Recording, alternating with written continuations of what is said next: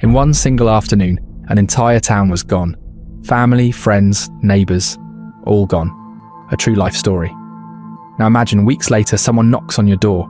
It's your cousin, the one who died in the tsunami. This isn't some crazy movie plot twist. It's something multiple people in coastal Japan say actually happened. In the aftermath of the 2011 tsunami, hundreds of survivors began reporting strange encounters, unexplainable, chilling, and deeply personal. Taxi drivers picking up passengers who vanish mid-ride. Families swearing they heard footsteps on tatami mats at night. Monks called in to calm spirits. It all sounds unbelievable until you realise how widespread and consistent the stories were. In this video, we're unpacking the eerie aftermath of one of the most devastating disasters in Japan's history. And whether you believe in ghosts or not, the stories left behind reveal something raw about what it means to mourn. It was a Friday afternoon, March 11th, 2011. Just before 3 p.m. local time, people across Japan were finishing lunch, checking the clock, maybe thinking about the weekend. And then, everything shifted. An undersea megathrust earthquake hit off the coast of the Tohoku region. It lasted about 6 minutes, but it felt like forever. This was the strongest quake Japan had ever recorded. Fourth most powerful anywhere in the world since we started keeping proper records in 1900. It hit about 72 kilometers off the Ashika Peninsula, but the effects rippled far beyond that. The shaking was intense, relentless, and soon after came something even worse. Well, it was absolutely unlike anything I've ever experienced before. I've been living here for 8 years now, and this was quite simply the biggest, longest-lasting earthquake I've ever experienced here. And that's it, because Kyung-la, our reporter there, was saying that she thought it was 4 to 5 minutes. Was that your sense as well? Yes, the ground was rolling for an extended period of time. I wasn't exactly sure what to do or where to go. I'd never been prepared for anything like this. My wife and I stood outside and basically held on to the outside of our house. You couldn't even stand up. I mean, literally at the peak of these waves that were washing over the ground, you literally could not stay on your feet. You had to kind of crouch down in a ball or put your back against something so you didn't fall. And that's exactly what we did for the length of the duration of it, which I would say was about probably 1 minute to 2 minutes. It felt like a lot longer than that, let me tell you. Now, Japan has one of the most advanced earthquake warning systems on Earth, with over 1,000 seismometers keeping watch. When this quake hit, that system gave millions of people about a minute's notice, and honestly, that minute made a big difference. High-speed trains were brought to an emergency stop, probably saved countless lives. But if you were in Sendai, one of the hardest hit areas, you had barely 10 minutes before the tsunami arrived.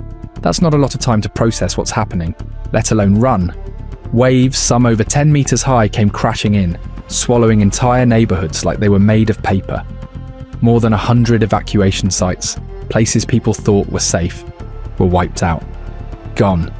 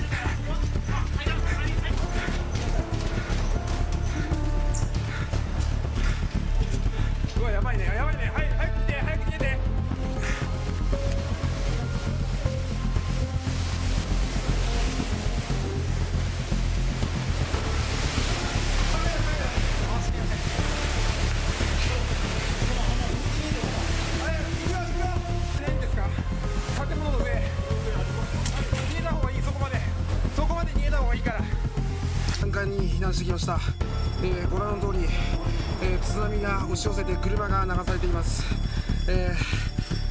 もうちょっと遅かったら、巻き込まれていました。家族です。いや大丈夫かな。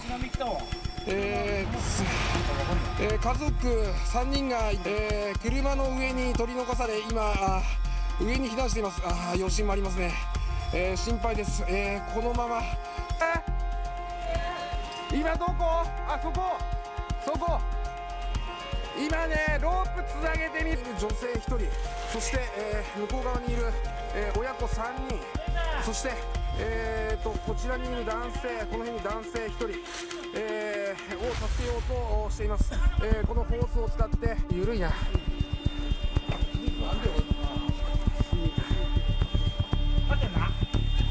そのまま落ち着いてください。今余震来てるから動かなくてもいいよ。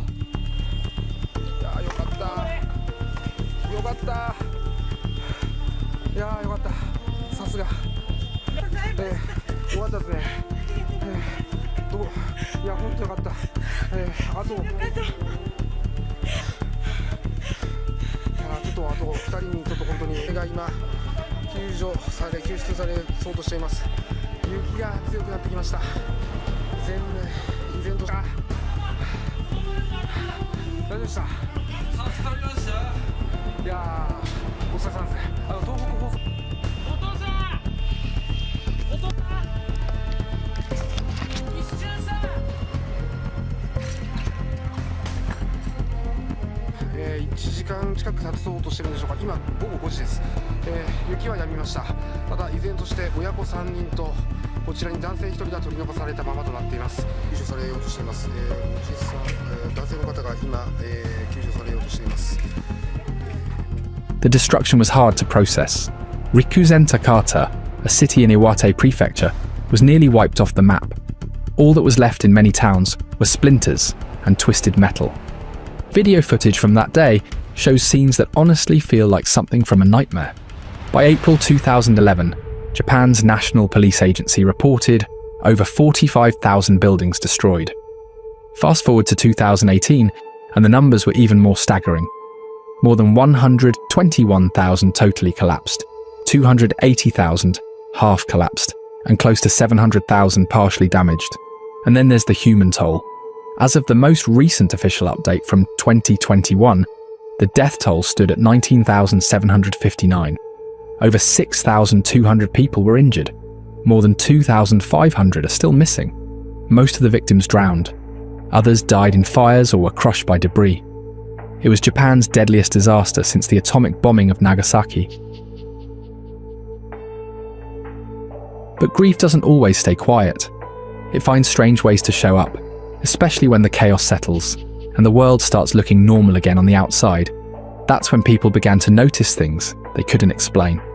Odd moments, strange encounters, a cold presence lingering in spaces where everything else had moved on.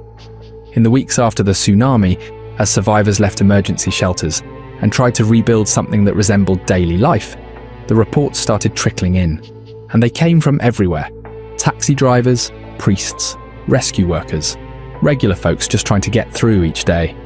They all had stories that sounded like, well, ghost stories. Except no one was laughing. People began talking about the tsunami spirits. Not in some ancient folklore kind of way, but in the way someone talks when they've seen something real and still don't fully understand it.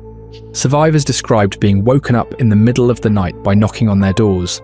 They'd open them, half asleep, and there'd be a person standing there, completely soaked, sometimes muddy, silent, or just asking for help or directions. And when the survivor turned around to grab a towel or dry clothes, the visitor would be gone. No footsteps, no puddles leading away, just gone. One story from Onagawa stands out. A woman living in a temporary housing unit said an elderly lady used to visit her. She'd come in, sit down, and share a cup of tea. Totally ordinary, except for one detail. After she left, the cushion she'd been sitting on would be soaked through with seawater. That was the only trace of her. Others spoke of seeing their neighbours who had died in the tsunami, sitting in their homes, just sitting, not speaking, and always without fail, surrounded by water. As if the ocean never really let go of them. One taxi driver said he picked up a passenger who asked to be taken to a district that no longer existed. It had been flattened. When the driver told them, the figure quietly disappeared from the back seat. That kind of thing wasn't even unusual.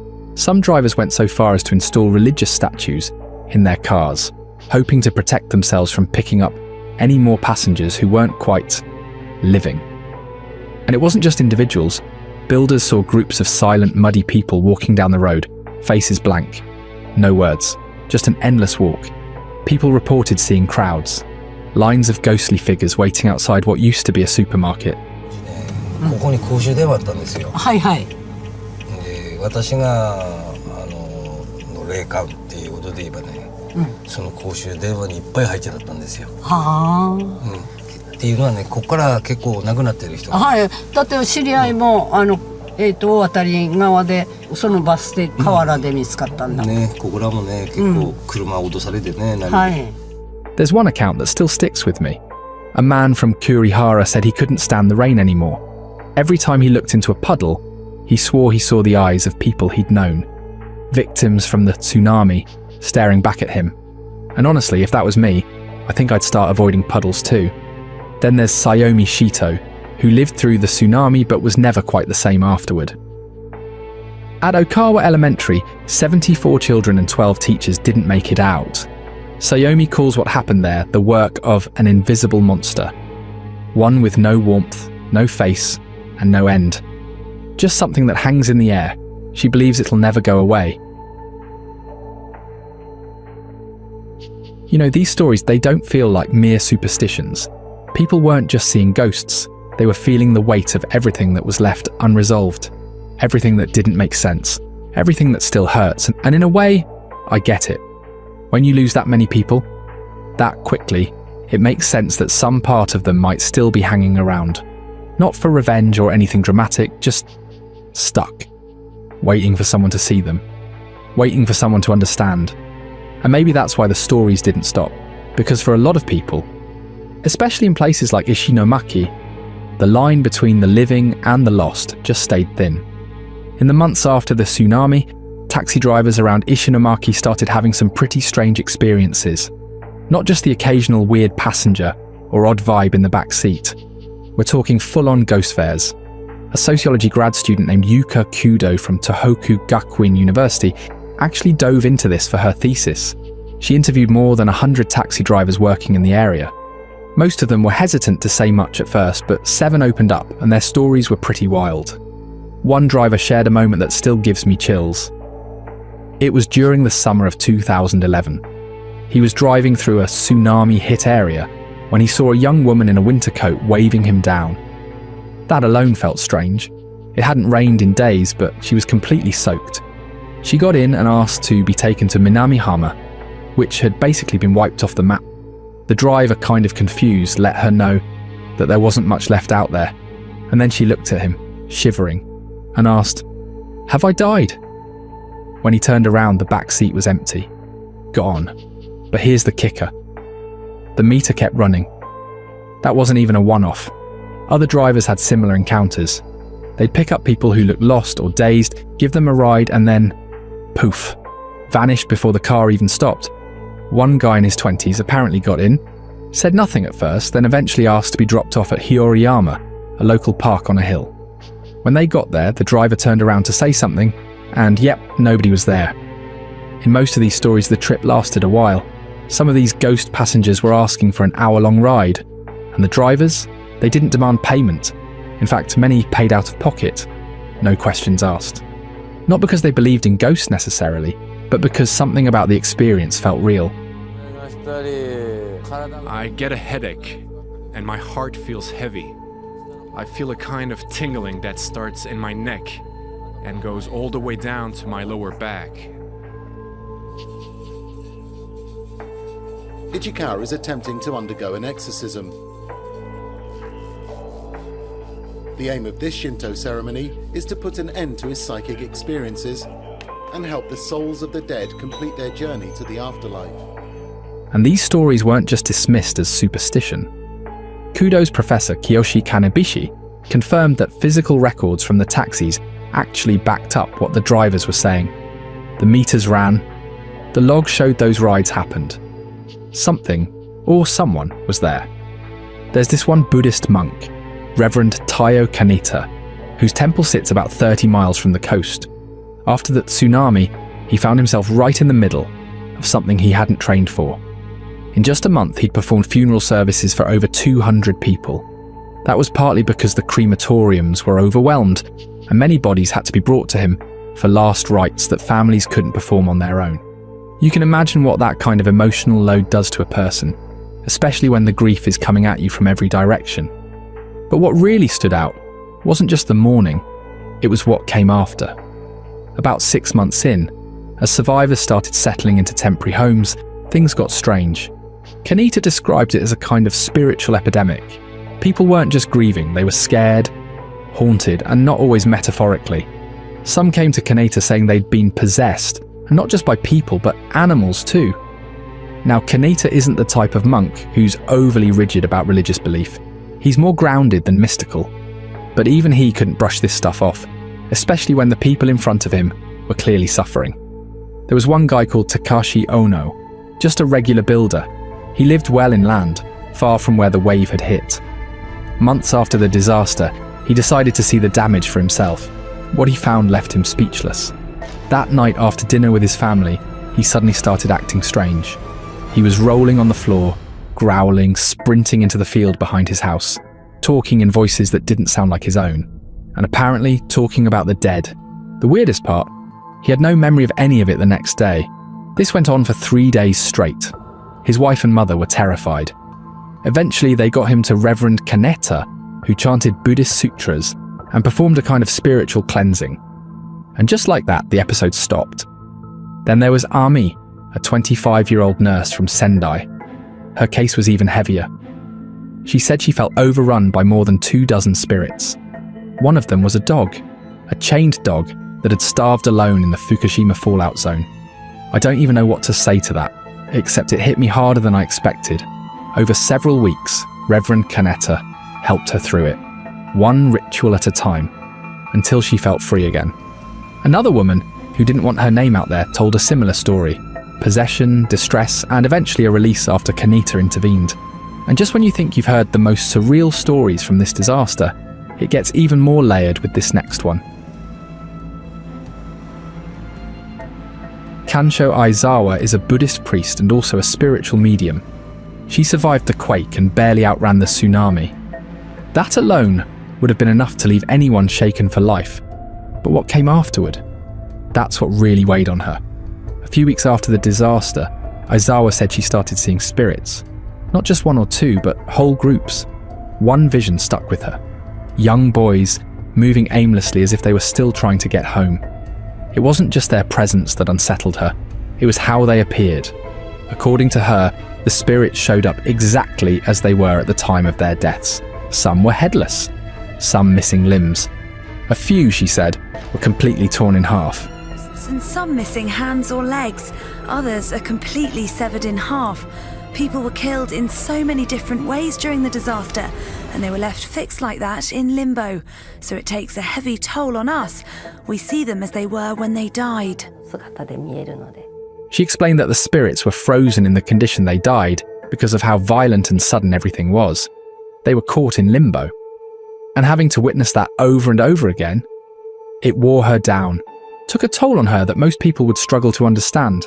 Still, she kept going. She devoted herself to helping survivors reach closure, and in some cases connect with those they lost. At first, families came to her looking for answers. Where the bodies were, how loved ones had died, whether they were at peace. But eventually those visits shifted. People didn't just want answers anymore. They wanted to talk to the dead, ask questions, say the things they never got to say. And in the middle of all this, Aizawa herself, who'd been guiding others through their haunting experiences, ended up needing help. At one point, she said she was overwhelmed, besieged by a legion of restless spirits. She had to undergo her own exorcism, and it wasn't just individual people seeing or feeling these things, institutions were reporting it too. A fire station in Tagajo kept getting emergency calls from a spot that technically didn't exist anymore. It was rubble. Locals called it one of the villages of the dead. The calls wouldn't stop, not until firefighters physically went out there, stood on the site and prayed. After that, silence. As these stories of ghosts, possessions, and strange happenings rippled across the country, they didn't just sound like random tales pulled out of thin air. They felt oddly familiar, like echoes of something deeply embedded in Japan's cultural memory. You could almost sense the past quietly slipping into the present, like a thread tying ancient beliefs to modern tragedy. It makes sense when you think about it. Japan has a long history of treating death, spirits, and the unseen with a kind of respectful curiosity. Ghost stories aren't just for campfires here. They're tied to centuries of folklore and religion, where the line between the living and the dead isn't as firm as it might seem. So when people started talking about haunted taxi rides, possessions, or ghosts walking through temporary shelters, these weren't just spooky anecdotes. They were tapping into a spiritual language that's been spoken in Japan for generations. That's part of why it stuck, and why for a lot of people, it didn't feel like superstition. It felt like something real. Of course, this mystery becomes even more haunting when you factor in how violent and sudden the 2011 earthquake and tsunami were. To understand how that all played into the ghost stories that came after, it helps to look at the sheer scale of what actually happened beneath the surface. The earthquake hit just off the coast, where the Pacific plate is slowly sliding under the plate beneath northern Honshu. That movement, about 8 to 9 centimeters a year, doesn't sound like much, but it adds up. That slow pressure was quietly building over the years, locking up energy until it finally snapped in March 2011. And when it did, the result was catastrophic.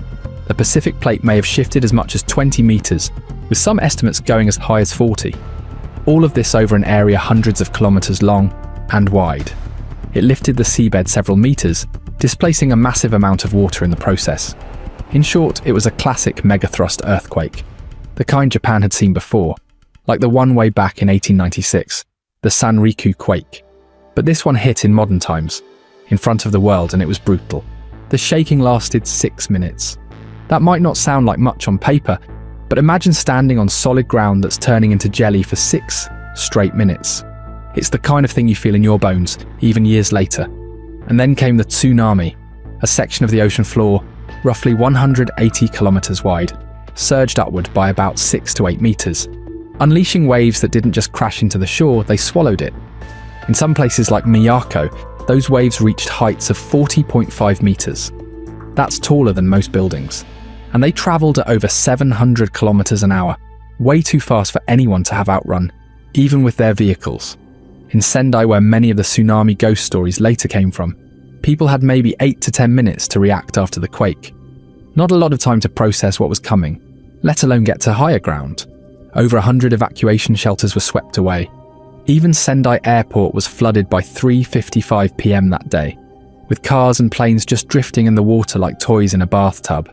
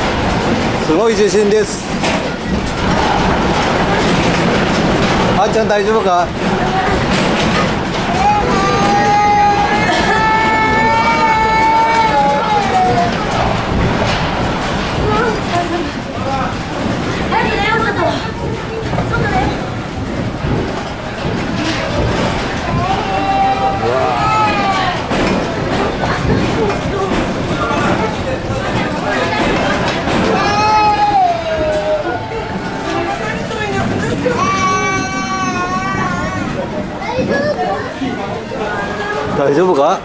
早めに外に出よう。大丈夫大丈夫。揺れ遅かったですよ。すごいね。開けてズボン剥がしたら壊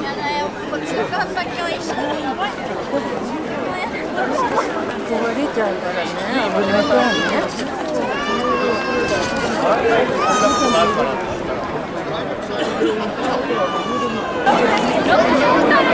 津波が来るかもしれないんで3階に避難します。あ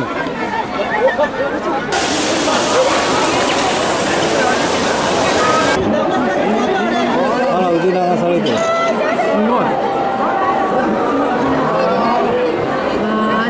生まれて初めて見たこんなの。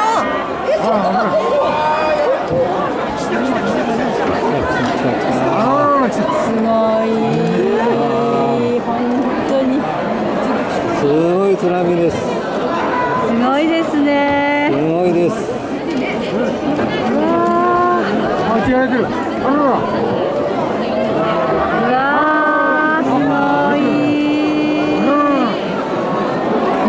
木がみんな倒れてる。う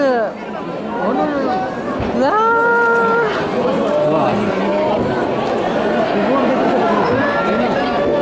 あ、目の前で来たおるよ。ー、早い。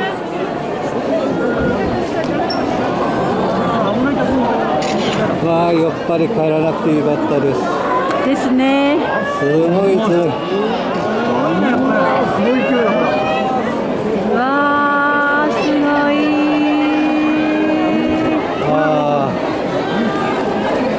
わあ、何もなくなっちゃった。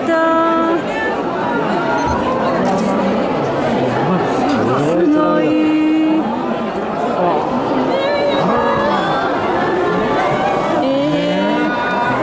年金始まって以来じゃないですか。ああ、長かった。わあ、あんな重いものをみんな。うわあ、すごい流されてる。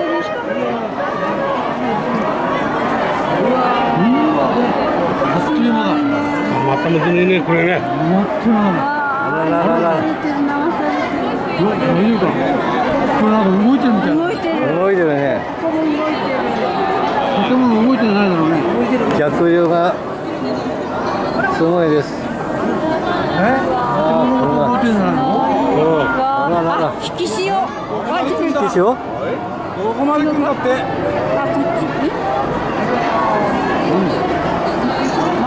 また戻っていってまた来るんですよ。ああ、すごい。動いてないよね。あそこ動いてないな。動いてるに見えるもん。まだ上がってきてるのか。なんでとは。実際はトラックの頭まで飛んだとはする。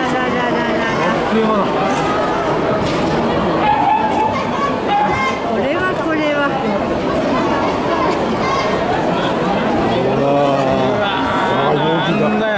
チリ地震よりひどいかな。すごいです。すごいですか？宮城県始まって以来じゃないですか。向けてに新車店でねえのは。見えるね。チリ地震はこんなに来ませんでした。あ、これはないか。この辺はそんな。この車俺はくぐるわ。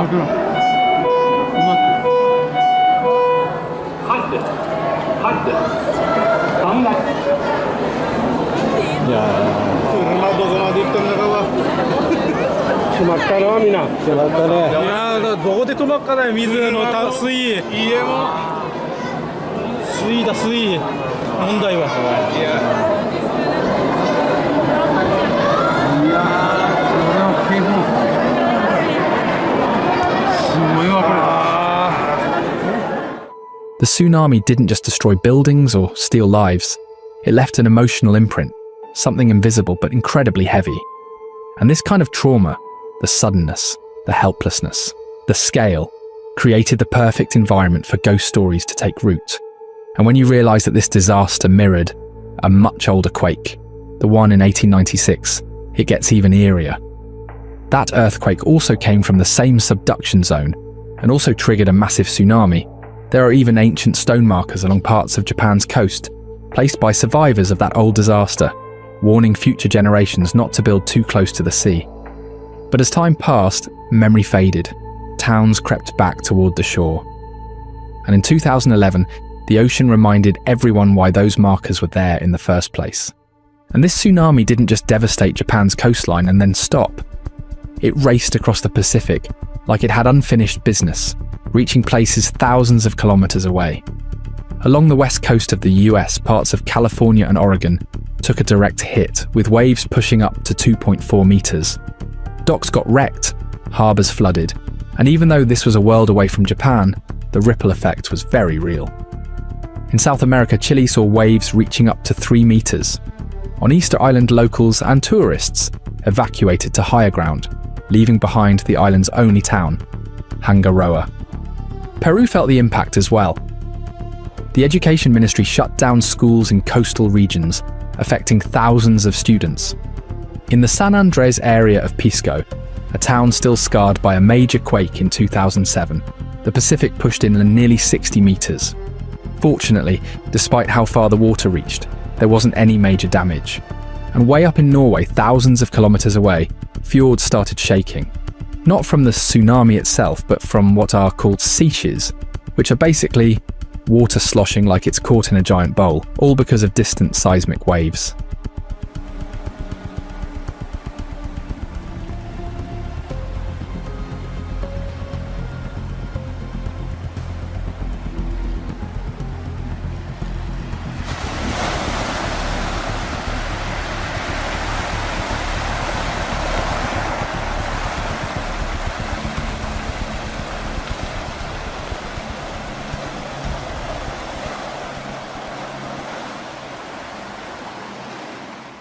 That video was from Norway, a flood caused by the events happening in Japan at the time. But back home in Japan, the situation wasn't just about waves and buildings anymore. Something far more dangerous was quietly unfolding. When the tsunami hit Fukushima, it knocked out the power systems that cooled the nuclear reactors at the Daiichi plant. Without cooling, 3 of those reactors went into meltdown. What followed was the second worst nuclear accident in history, just after Chernobyl. It triggered mass evacuations within a 20-kilometer radius.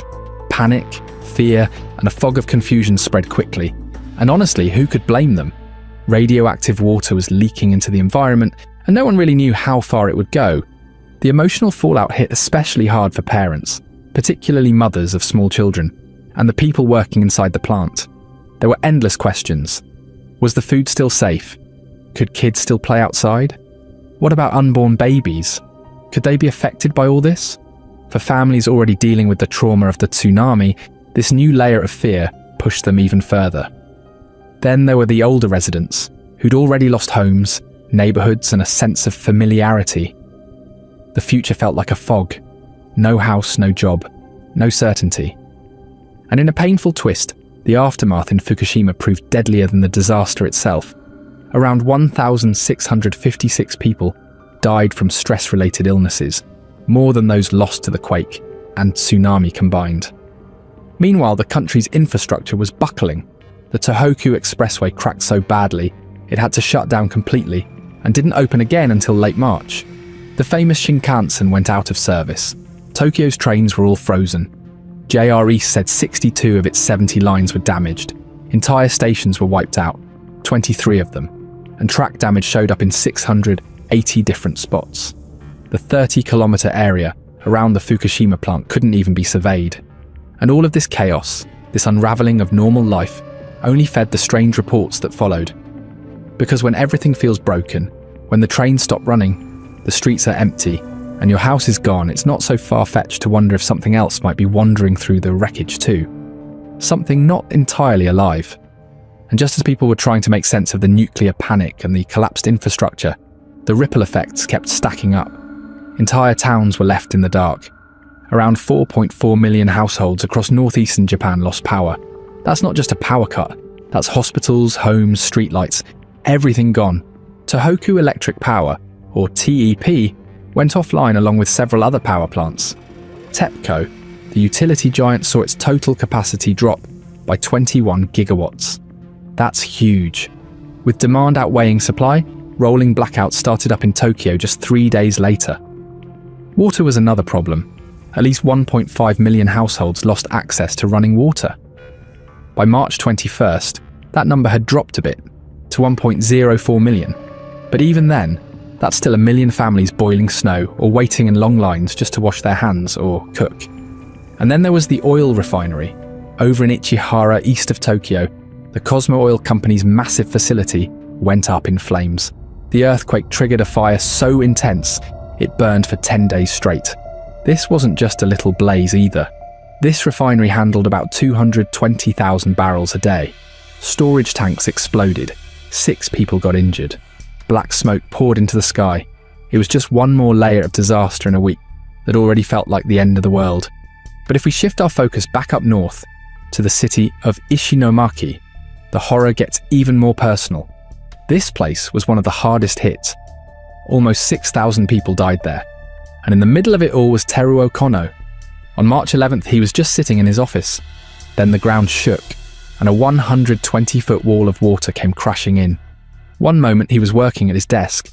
The next, he was being hurled into freezing black water. Kono ended up floating in the flood for over 2 hours, fighting hypothermia, just trying not to sink. A friend somehow spotted him and pulled him out.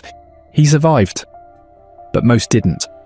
Over 19,000 people were killed by the tsunami, and the majority of those deaths came from drowning. Others died in far worse ways, crushed by debris, burned, struck by falling buildings or flying cars. In some places, the waves flung bodies on top of apartment complexes, alongside trucks and fishing boats. The death toll overwhelmed everything. Local morgues couldn't cope. Crematoriums were damaged, or too few to handle the volume. Take Higashi Matsushima, for example. It had just one crematorium, which could only process 4 bodies a day, but hundreds were being found. They ran out of kerosene. Dry ice was in short supply. And so, mass graves had to be dug, quickly.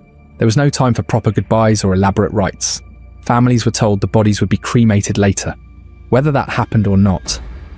That's something only the local governments would know. And this is where the mystery deepens again. When you bury thousands of people in shallow, rushed graves, when rituals are skipped and grief gets shelved for survival, what happens to all that sorrow? And with so many lives lost in such a brutal, disorienting way, you start to understand why some survivors felt like something was off. Not just the physical aftermath, but spiritually too. When thousands of people die in one day, without warning, without proper goodbyes, the grief doesn't just sit quietly, it seeps into everything. Into memory, into fear, and for many in Japan, into the world of spirits. See, in Japanese culture, death isn't this clean break between the living and the dead. The boundary is softer, blurred even. The souls of the deceased are believed to stick around like neighbours you can't see, present, watching, maybe even waiting. This belief is deeply influenced by Shinto, Japan's indigenous religion. And even if not everyone walks around quoting religious texts, the worldview is baked into everyday life. Shinto sees the world as alive with spirits called kami. These aren't your typical gods sitting in clouds. Kami are life forces found in pretty much everything. Mountains, rivers, trees, even oddly shaped rocks can be considered sacred. And it's not just about nature. People consult Shinto priests when they move into a new house or start a business. They bless their cars. Companies send staff to shrines. Shrines themselves are often nestled quietly into neighbourhoods, with locals dropping by to offer a quick bow and a coin. It's a cultural rhythm that mixes reverence with routine. But then you bring a massive soul-shaking disaster into the mix, like the 2011 tsunami, and that rhythm gets knocked out of sync. All those lives taken so suddenly. No rituals, no goodbyes. Just silence, shock. And then the slow horror of what's been lost. When the funeral rites don't happen, when grief is rushed or skipped because there's just too much to handle, it leaves something unfinished. And that idea that the spirits of the dead are unsettled starts to feel very real to a lot of people. In Japanese tradition, a soul that doesn't get properly sent off can turn into a restless spirit. Some are called gaki, or hungry ghosts. These are usually ancestral spirits that haven't been honoured properly. They're depicted with huge empty bellies and tiny mouths, always starving, never satisfied. The belief is that when you forget these spirits, they return the favour by stirring up misfortune, illness, bad luck, just a general sense of heaviness. Then there are Goryo. These are the souls of high-ranking individuals who died unfairly or with unfinished business. There's a well-known case of Sugawara no Mishizane, a scholar and court official from the 9th century. He was exiled and humiliated. After he died, lightning struck the imperial palace. Fires broke out, plagues followed. People believed it was his vengeful spirit at work, and eventually, the government built a shrine to appease him. It worked. At least the disaster stopped. Another example is Emperor Tohoku, who was also exiled after a power struggle. The legends say his rage in the afterlife led to civil war, and even a decline in national prosperity. Whether or not you believe in ghosts, these stories reflect a deep cultural need to make peace with the dead, especially the ones who didn't get the chance to say goodbye. So when survivors of the 2011 tsunami started reporting strange experiences, voices in the dark, footsteps with no source, even seeing faces where there shouldn't be any, it wasn't just about fear, it was about disconnection. A rupture between the living and those swept away. People had died in a way that didn't make sense. They didn't get to prepare. They didn't get to leave messages. They were ripped out of their lives and thrown into the sea. And according to the beliefs that still hum beneath the surface of daily life in Japan, that kind of death doesn't let go easily. In Japan, funerals are not just about honouring the dead. They're also about preparing the spirit for its next stage, helping it cross over in a sense. Without that, many believed the souls of those who died could not find peace. Takeo Funabiki, a Japanese cultural anthropologist, pointed out something that really stuck with me. He said it's very difficult for people to accept a sudden or abnormal death. And that makes sense. When someone passes peacefully, surrounded by family, it's sad, but it feels natural. When someone's ripped away by a wall of water, with no warning, no final words, no chance to brace for it, it's like time skips. And you're left in the silence, trying to fill in all the blanks. For a lot of people in Japan, those blanks were filled with spirits. This ties into the long-held belief in yurei, ghosts. Yurei are usually people who died with strong, unresolved emotions. Anger, grief, fear, confusion. They're thought to wander, still caught in whatever unfinished business they had in life. The idea is that if you're not ready to die, you might not fully leave. After the tsunami, many believed the coastlines were full of these yurei, spirits of people who died mid-sentence, mid-task, mid-life. And what's really interesting, and a little chilling, is that these ghosts were often described just as they were at the moment they died, just like the stories mentioned earlier about soaking wet apparitions. People in muddy clothes, dripping hair, eyes wide, as if they still hadn't processed what had happened. And there's a sense that if these spirits aren't properly honoured, they might not just float around sadly, they might cause problems. Bad luck in the home, business troubles, health issues, sometimes worse. In some old stories, spirits like these can even lure people to their deaths. It's unsettling, sure, but it's less about jump scares and more about imbalance. Like something important was skipped, and now the world isn't sitting quite right. Then there's the concept of water. This is where things get a lot more connected. In both Shinto and Buddhist traditions, water holds deep symbolic weight. It's part of purification rituals. It's where people go to wash away spiritual impurities. It's a symbol of life's flow and constant change. But after the tsunami, water didn't feel so purifying. It felt like the medium of death. And yet, paradoxically, it also became the believed conduit between the spirit world and ours. There's this fascinating idea that water lets spiritual energy travel more freely, that it can carry spirits, move them, even deliver them. And honestly, when you look at how many disasters involving water end up with ghost stories, it starts to make you think. New Orleans in Louisiana is a good example. The city's built on a swamp, surrounded by rivers, and the water table is unusually high, some say too high. Locals believe that kind of environment doesn't let energy settle. It keeps things in motion, just like the ground beneath their feet. That belief runs deep, especially when you hear stories like that of Julia Brown, a voodoo priestess whose funeral coincided with a massive hurricane that hit Frenier, a ghost town just outside of New Orleans. Many drowned in the Manchac swamp, and ever since, people have blamed her for the storm. Some say the spirits of the drowned still linger there, pulled into the same restless current. It's easy to write off stories like that as local folklore until you realise nearly identical ones surfaced after the tsunami in Sri Lanka. After the 2004 tsunami in Sri Lanka, people reported eerily similar things. Crying children in the middle of the night, ghostly figures moving through wrecked neighbourhoods. These weren't just rumours, many Sri Lankans saw them as real and deeply familiar. In response, Buddhist monks were invited to chant Pirith, hoping the blessing would help guide the dead toward their next life and bring some peace to the living. Even in Singapore, water and spirits are closely linked. And according to traditional Chinese beliefs, ghosts are drawn to rivers, lakes and sea channels. They're thought to use these waterways to move around. Some say restless spirits live in the water, waiting to pull others in so they can reincarnate. That's why, during the lunar 7th month, known as Hungry Ghost Month, elders often warn against swimming. They believe the risk of drowning isn't just about strong currents, but something very strange. After the tsunami, that feeling was hard to ignore. Nearly 16,000 people had died, and more than 2,500 were still missing. Among the dead were 378 schoolchildren, with 158 more unaccounted for. Parents kept waiting for closure that never came.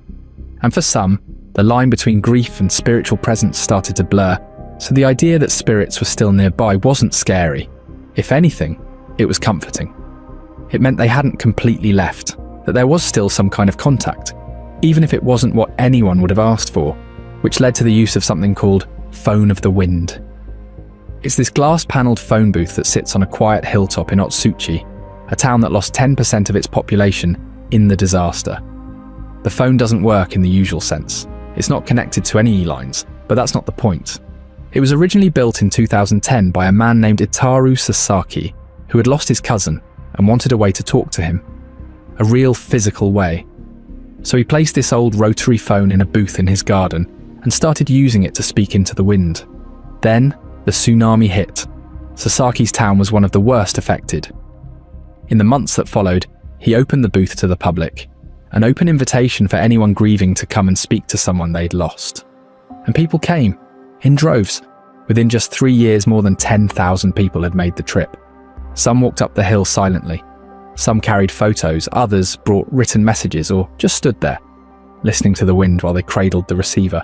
I don't know about you, but there's something kind of humbling about that so many people could find comfort in one quiet phone booth, surrounded by trees, speaking into the silence, hoping that maybe, just maybe, someone is still listening. So while many found comfort or meaning in the idea of spirits lingering after the tsunami, not everyone saw it as something supernatural. In fact, as these ghost stories started spreading, a number of researchers and doctors began asking some pretty practical, logical questions. What if these sightings weren't about the dead reaching out, but more about the living trying to cope? Take Ishinomaki, for example. It was one of the hardest hit cities. Nearly 6,000 people died there alone. After the disaster, reports of ghost sightings started pouring in. People claimed to see figures walking along roads that had been completely washed away, or felt sudden cold presences in empty, broken-down buildings. On the surface, it sounded like a haunting. But psychiatrists working in those areas started seeing a different pattern. One of them, Dr. Keizo Hara, was based in the same Ishinomaki. He began noticing that most of these ghost reports came from places where the tsunami had wiped everything out. Nothing left standing. No homes, no streets, no signs of normal life. Just empty spaces tied to horrible memories. Dr. Keizo Hara believed these weren't ghost sightings in the traditional sense. He described them as mental projections, the brain's way of trying to fill in the silence after so much trauma. And really, it makes sense. Survivors had watched entire communities vanish in minutes. Families lost multiple generations in a single day. The destruction wasn't just physical, it ripped through the psyche too. So when someone said they saw a figure by the ruins of their neighbourhood, maybe it wasn't about the supernatural. Maybe it was about their brain trying to process something it had no way to fully understand. Dr. Keizo Hara also pointed out that many of these reports came from people living in temporary housing, people who hadn't really had time to process what had happened. They were in survival mode. The deeper effects of PTSD, the kind that creep in slowly, hadn't fully set in yet. So these ghost stories might have been an early symbolic way of releasing that pressure. Instead of saying, "I'm not okay," maybe it was easier to say, "I saw something." Some researchers go further. suggesting that the ghost became a kind of emotional outlet, a way to talk about grief without having to name it directly. Cultural anthropologist Takeo Funabiki even said that it's kind of natural for stories like this to emerge after a disaster. When so much suffering builds up, the mind has to find ways to manage it. Sometimes that shows up as dreams, sometimes as hallucinations, and in this case, sometimes as spirits. Brain science backs this up too. One study by Sekiguchi and colleagues in 2013 looked into how the earthquake and tsunami changed the structure of people's brains. They found actual shrinkage in areas like the orbitofrontal cortex, a part linked to emotion and decision-making. That kind of physical change is a clear marker of intense PTSD. They also saw differences in other areas tied to memory and anxiety, like the anterior cingulate cortex. Basically, trauma left fingerprints all over the brain. Now, I'll be honest, I'm always a bit cautious about drawing a straight line between science and ghost sightings. People aren't machines, and not every experience can be broken down into brain scans and clinical terms. But still, when thousands of people go through something this massive, the emotional fallout is bound to take shape in strange, unexpected ways. What some see as a ghost, others might recognize as raw, unprocessed memory, grief with a face. And that brings us to something Koji Ikeda once said. He's a therapist and lecturer at the Academy of Counselors Japan, and he spent years working with people affected by the 2011 earthquake and tsunami.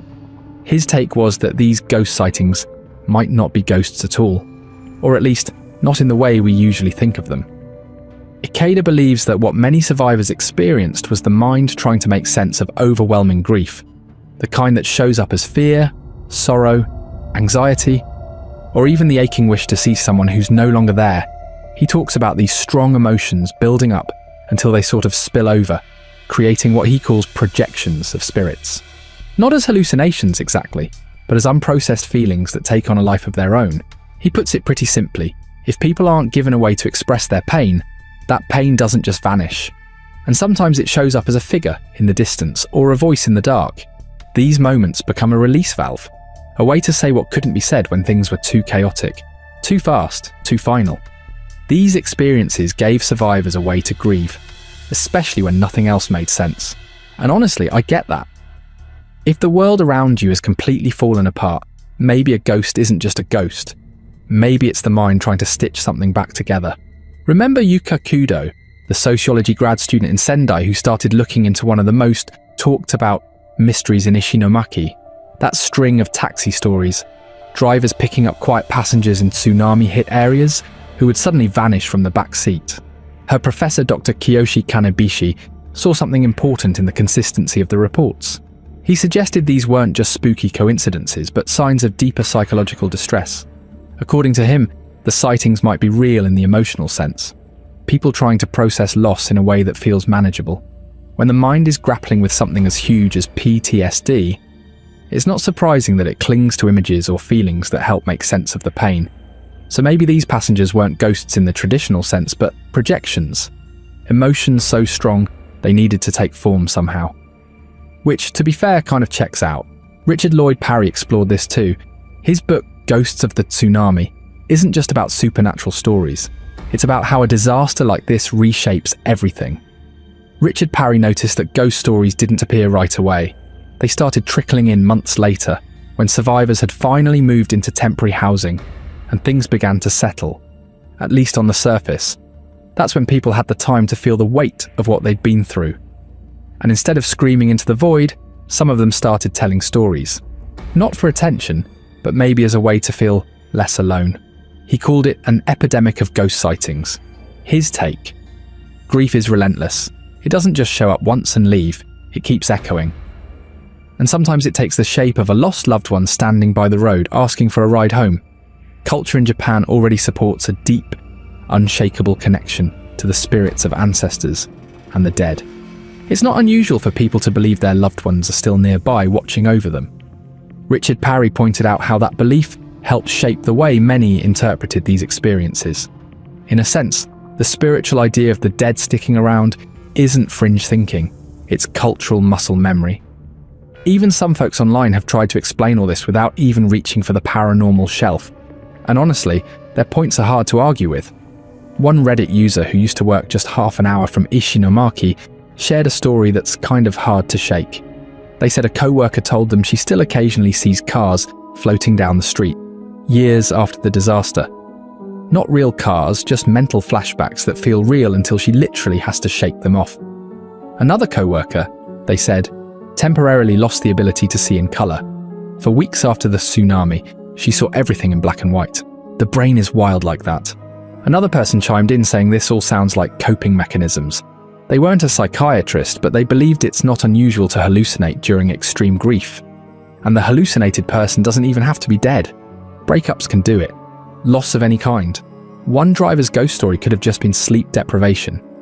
So when you add trauma, sleep loss, and grief on a national scale, ghost sightings start to make a bit more sense. Maybe the real mystery isn't whether these spirits were real, but how the human brain bends under that kind of pressure. The bigger picture here is that the 2011 disaster didn't only level buildings, it leveled human consciousness. It reshaped the way people saw and felt everything. There was a noticeable spike in PTSD, sleep issues, even heart problems. And while the country as a whole saw a rise in suicides, it wasn't evenly spread. An ecological study found that suicide rates in men actually dropped right after the disaster, while they rose among women, particularly in the first 7 months. In fact, the government started using the term earthquake-related death to describe these cases. These were people who didn't die in the tsunami itself, but were pushed over the edge by the aftermath. In Fukushima, those deaths ended up outnumbering the ones caused directly by the earthquake and tsunami. And it wasn't just mental health, there were physical consequences too. Diabetic patients in Ibaraki, for example, saw their conditions worsen, likely from the stress and sleep problems they faced. People reported shifts in appetite, erratic sleep patterns, and other health issues long after the initial shock had passed. So if someone said they saw a ghost walking down a ruined street, it might not be about spirits at all. It could be a body reacting to too much pain, too little rest, and the kind of loss that doesn't really fade. That being said, it's not about calling these sightings fake, because after watching these videos, it's really hard to put into words what one was going through. All I have to say regarding this, be it ghost or mental projection, is that may their souls rest in perfect peace.